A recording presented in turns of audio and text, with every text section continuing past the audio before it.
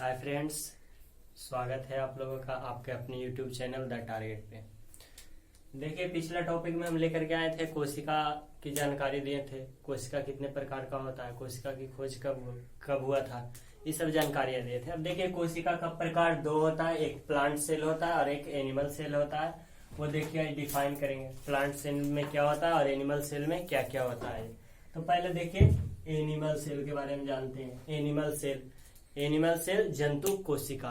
जंतु कोशिका हम पिछले क्लास में बताए थे कि जंतु कोशिका जो है वो जंतु में पाया जाता है। एग्जाम्पल के रूप में ह्यूमन हो सकता है, कोई भी जंतु ले लीजिए, जानवर, ह्यूमन हो गया, पक्षी कोई भी हो गया, कोई भी जानवर हो गया, उसमें जो है वो जंतु कोशिका पाया जाता है। अब जानते हैं प्लांट सेल सभी पेड़ पौधा में पाया जाता है। जितना भी पेड़ पौधा पृथ्वी पर मौजूद है, छोटा शैवाल से लेकर के बड़े बड़े यूकेलिप्टस तक सब जो है वो कोशिका का बना हुआ है। उसका स्मॉलेस्ट यूनिट जो है, फंडामेंटल यूनिट, स्मॉलेस्ट यूनिट जो है वो आपका सेल है, यही प्लांट सेल है।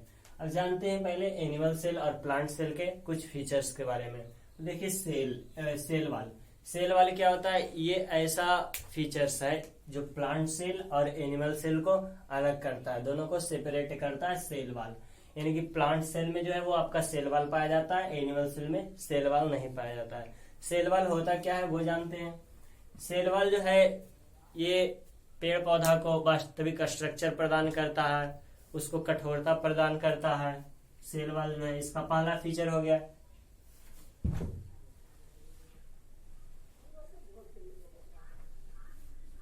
कठोरता प्रदान करता है, और दूसरा है जो स्ट्रक्चर यानी कि आकार प्रदान करता है, सेल को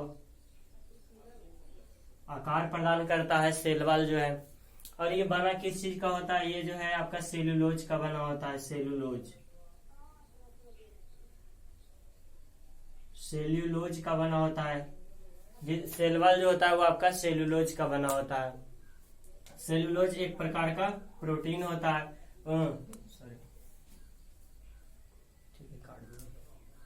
सेल वाल देखिएगा, सेल वाल जो है वो हमारे ये पेड़ पौधा को जो कठोरता प्रदान करता है और उसको बाहरी आघात से बचाता है। आकार प्रदान करता है सेल को जो है, प्लांट सेल को। और ये जो है वो सेलुलोज का बना होता है। सेल वाल क्या चीज का बना रहता है, सेलुलोज का बना रहता है। सेल वाल जो है ये पाया किस में जाता है, हम बता रहे थे प्लांट सेल में पाया जाता है, ये एनिमल सेल में नहीं पाया जाता है। कुछ एग्जाम्पल के रूप में जैसे कवक की सेल वाल जो है वो काइटिन की बनी होती है। कवक की कोशिका भित्ति काइटिन की बनी होती है, एक्सेप्शन में है। ऐसे जनरली सेलुलोज की, प्लांट की कोशिका भित्ति वो सेलुलोज की बनी होती है, और कवक की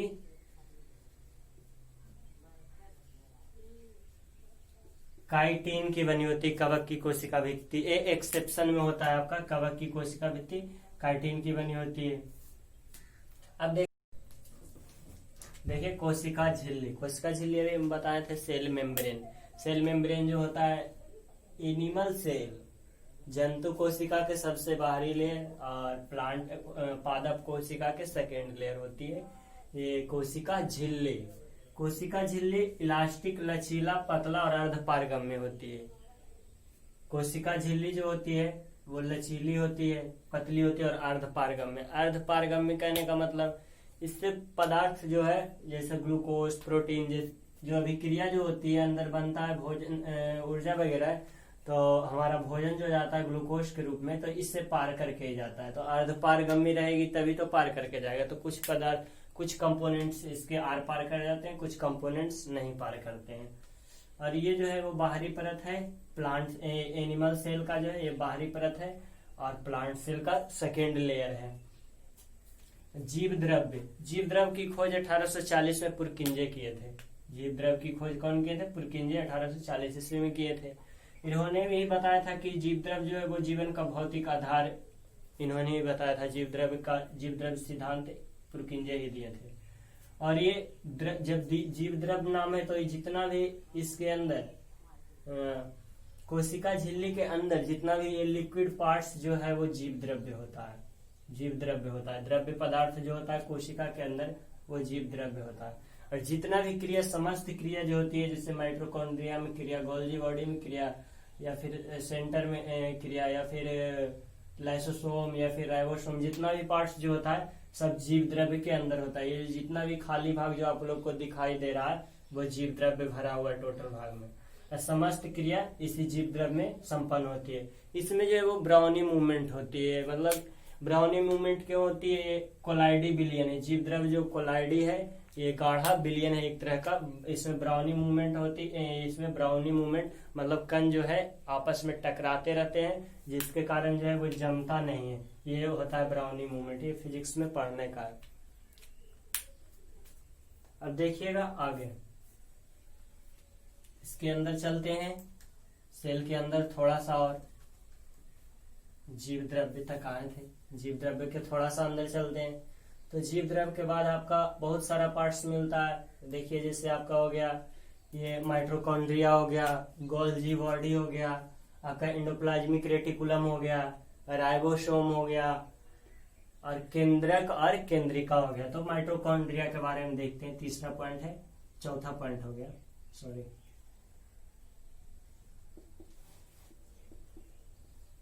माइटोकॉन्ड्रिया। माइटोकॉन्ड्रिया जो है वो सेल का पावर हाउस कहा जाता है। सेल का पावर हाउस क्यों कहा जाता है? पावर हाउस क्या होता है? जहां ऊर्जा का उत्पादन होता है। तो हमारे सेल में जो है ऊर्जा का उत्पादन माइटोकॉन्ड्रिया में ही होता है, इस कारण सेल का पावर हाउस माइटोकॉन्ड्रिया को कहा जाता है। अब होता क्या है इसमें? देखिए हमारे बॉडी में ग्लूकोज, कोई भी अणु जैसे फैट, प्रोटीन, वसा, कार्बोहाइड्रेट, जितना भी पदार्थ जो है वो टूट करके ग्लूकोज में बदलता है। ग्लूकोज में बदलता है क्योंकि हमारे बॉडी में जो कोशिका में जो माइटोकॉन्ड्रिया भी क्रिया करती है वो ग्लूकोज फॉर्म में करती है। और ग्लूकोज जो है वो O2 के साथ मिल करके, ग्लूकोज जो है वो ऑक्सीजन के साथ मिल करके वो अभिक्रिया करती है और H2O plus CO2 plus H2O CO2 और ATP मुक्त करती है। ATP एडेनोसिन ट्राइफॉस्फेट के रूप में ये माइटोकॉन्ड्रिया में ऊर्जा मुक्त करती है। और ये ऊर्जा जो है वो हमारे दैनिक क्रियाकलाप में प्रयोग किया जाता है। ये क्रिया कहाँ होती है? माइटोकॉन्ड्रिया में। ये अभिक्रिया जो होती है वो माइटोकॉन्ड्रिया में होती है और बहुत सारा एनर्जी ATP के फॉर्म में बनता है और यही एनर्जी जो हमारे दैनिक क्रियाकलाप में यूज होता है ATP एनर्जी के रूप में ही। तो इस कारण जो है माइटोकॉन्ड्रिया को जो है पावर हाउस ऑफ सेल कहा जाता है। माइटोकॉन्ड्रिया को पावर हाउस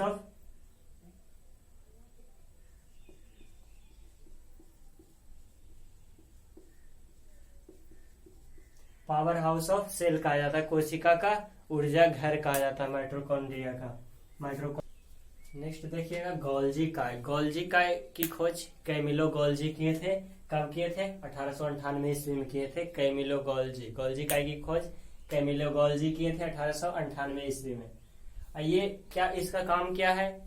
पहला काम तो ये ट्रैफिक पुलिस का काम करता है। जानते होंगे ये कोई भी कंपोनेंट्स जो है उसको पहुंचाने का काम करता है गंतव्य स्थान तक।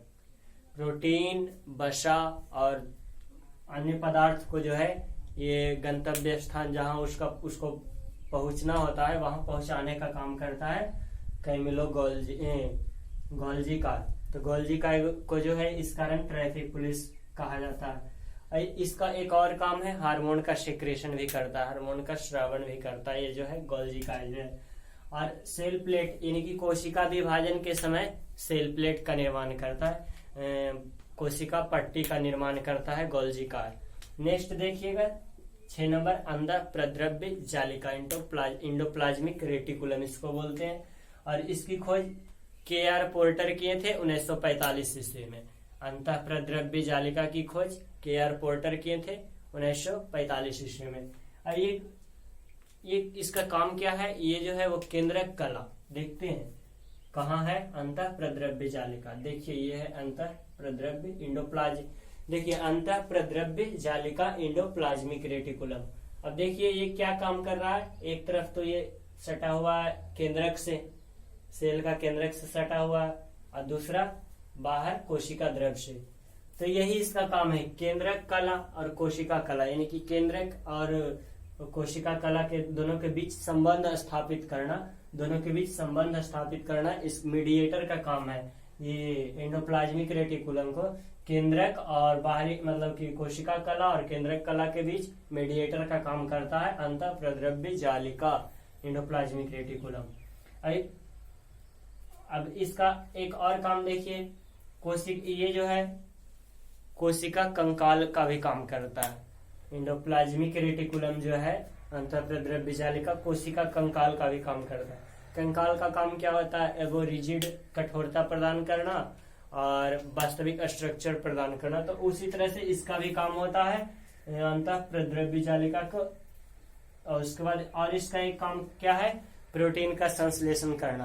अंतःप्रद्रव्य जालिका के एक काम और देखिए, प्रोटीन का संश्लेषण करता है कोशिका के अंदर, प्रोटीन सिंथेसाइसिस का काम करता है, प्रोटीन संश्लेषण का काम करता है अंतःप्रद्रव्य जालिका। राइबोसोम जानते हैं राइबोसोम क्या होता है? यह जो है आरएनए तथा प्रोटीन का बना होता है। आरएनए का फुल नेम तो जानते होंगे, ये राइबोज न्यूक्लिक एसिड होता है।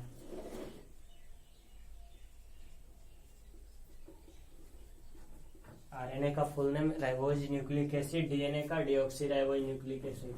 तो राइबोज जो है राइबोसोम जो है वो आरएनए तथा प्रोटीन का बना होता है और ये दो प्रकार का होता है, 70S और 80S इसका टाइप है। 70S जो है वो अल्प विकसित कोशिका अल्प विकसित जीव में पाया जाता है और 80S जो है वो पूर्ण विकसित जीव में पाया जाता है, जिसे हम बताए थे प्रोकैरियोटिक सेल। पिछला वीडियो में बताए थे प्रोकैरियोटिक सेल, अगर नहीं देखें तो जाकर के देख लीजिए। 70S में हम बताए थे, उसमें 70S होता है प्रोकैरियोटिक सेल में 70S राइबोसोम, और यूकैरियोटिक सेल में 80S राइबोसोम होता है। मतलब पूर्ण विकसित जीव में 80S होता है और मतलब कि अल्प विकसित जीव में 70S होता है। लाइसोसोम की खोज 1977 में डी डुबे किए थे। तो इसमें जो है 24 प्रकार के एंजाइम पाए जाते हैं। ये टोटल अम्लीय घटक होते हैं।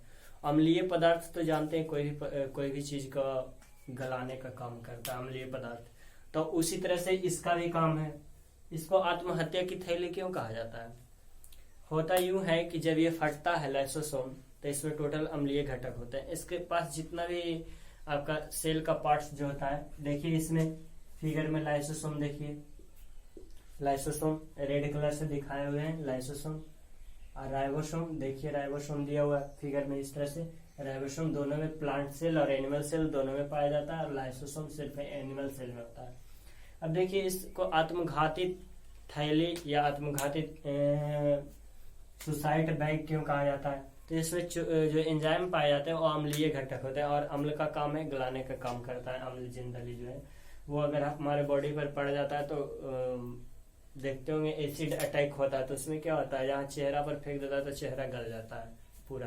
तो उसी तरह से होता है, इसमें अम्ल होता है। 24 एंजाइम जो होता है वो मोस्टली अम्लीय घटक होता है। अम्लीय घटक होने के कारण ये जो है जब फटता है तो आसपास के कोशिका का अंतः कोशिकीय पाचन कर जाता है। कोशिका को जब अंतः भाग को ये सब के पचा जाता है तो कोशिका डेड हो जाती है, सेल डेड कर जाता है, सेल मर जाता है। इस कारण जो है वो आत्मघाती थैली से कहा जाता है। कैंसर का कारण भी कहा जाता है। कैंसर का कारण किस तरह से हुआ? जैसे सेल को पचा गया, अब सेल गलना शुरू हो गया, एक सेल मर गया, उसके पास फिर एक सेल मर गया, उस तरह से गलना शुरू हो जाता है।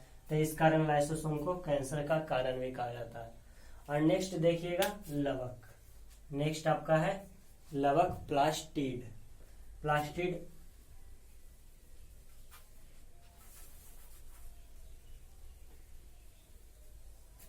प्लास्टिड का डिस्कशन जो है वो हम पिछले क्लास में भी किए थे।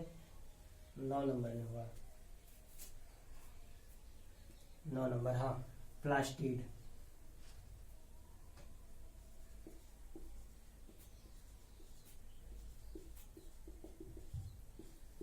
प्लास्टिड का जिक्र हम पिछले क्लास में भी किए थे।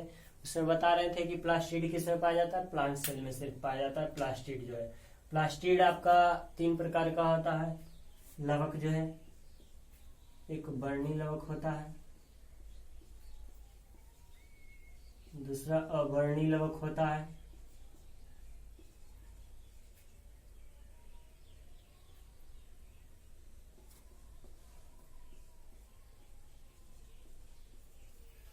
देखिए एक प्लास्टिड का नाम तो आप लोग सुने होंगे, हरित लवक का नाम, जिसके कारण पेड़ पौधा का जो है वो कलर देखने में हरा हरा प्रतीत होता है।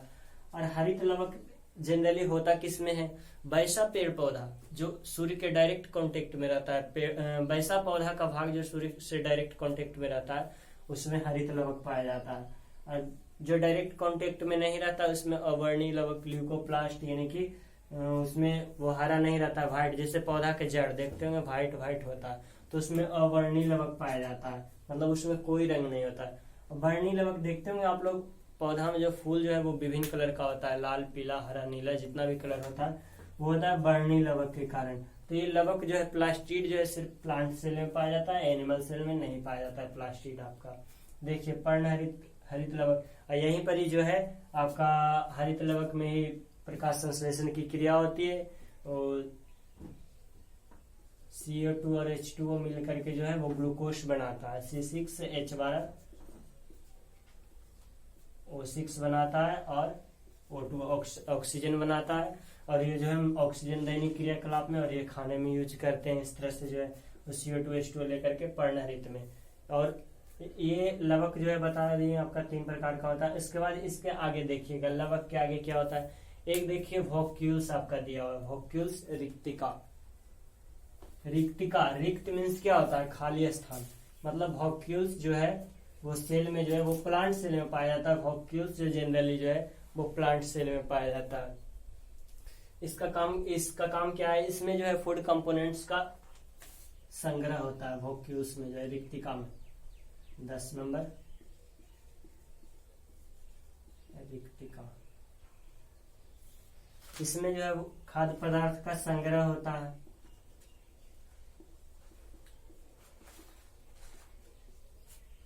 और इसमें जो है, और इसका दूसरा काम क्या है, इसके कारण जो है वो बीज का कलर भी होता है, प्लांट में जो बीज का कलर वगैरह जो होता है।